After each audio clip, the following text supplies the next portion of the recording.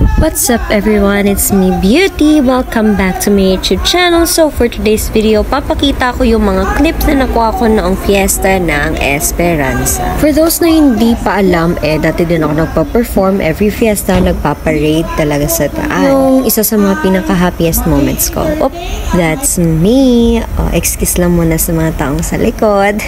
Well, nagka-prepare yung mga performance. I am here patiently waiting sa inupuan ko. Buti na lang talaga maaga kaming dumating kaya naka-reserve ako ng magandang pwesto sa pinakaharapan. Kaso sa right side nga lang. Anyway, sana someday doon na talaga sa harap. Ito yung Esperanza National High School. Ito yung alma mater ko. School na to, dito ako natutong maging confident sa kung anong meron ako. Dito sa school na rin to, marami talagang memories and some of them happy and some are not. Alam nyo ba guys, minsan nagsisi rin ako kasi hindi ako nag-vlog nung high school pa lang ako. Sana marami na rin akong subscribers ngayon. Yung mga behind the scenes ng preparation ng drum corps, yung mga ups and downs ko noong mother majorette pa ako. Moments na ang daming nagbabash sa akin dahil sa baton ko, yung mga kasama ko sa drum corps, yung mga happy moments namin, kasama yung mga bandmates, every practice. So sabi ko, I vowed talaga na mag-video ako palagi para meron akong babalikan sa YouTube. Of course, para rin ma-share ko sa mga subscribers ko, no? At saka sa mga followers ko.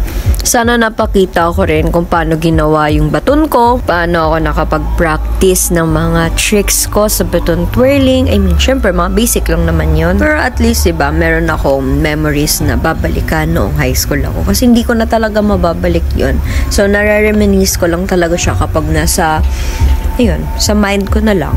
Diba? Parang ang sad kasi hindi mo na siya mababalik. Diba guys, kung pababalikin lang talaga ako noong high school ako, pipiliin ko na mag-aaral talaga ulit dito sa Esperanza. Sana marami akong experiences and memories with my friends. Kasi bukgam, tananing nag-agi sang motor man nag-vlog ako diripay. Natani ako nga pang voice over diri sa vlog ko pa ay abaw man ta mga. Ayun guys, sobrang ganda talaga ng performance nila. Alam nyo ba yun? Kung ako talaga yung mag-judge nitong mga sayaw nila, ay, nako, may hirapan talaga ako, guys. Alam nyo ba, yung mga performance na yan, mga teachers yan ng Esperanza, very talented talaga sila. Itong time na to, guys, sobrang init talaga. And minsan, kumukulimlim, tapos bibiglang iinit na naman. Mabuti na lang talaga na maraming halo-halo store dito sa Esperanza. Yung halo-halo talaga, yung pinaka-favorite ko sa lahat ng halo-halo na tikman ko. Yes, alam nyo ba, napakamura lang talaga. Yung small na isang ball is 50 pesos and yung big is 70 pesos. Hindi talaga tinipid sa ingredients, lalo na sa gatas. Ang dami nila maglagay. Guys, kung gusto nyo talagang matry yung halo-halo ng Esperanza, naku,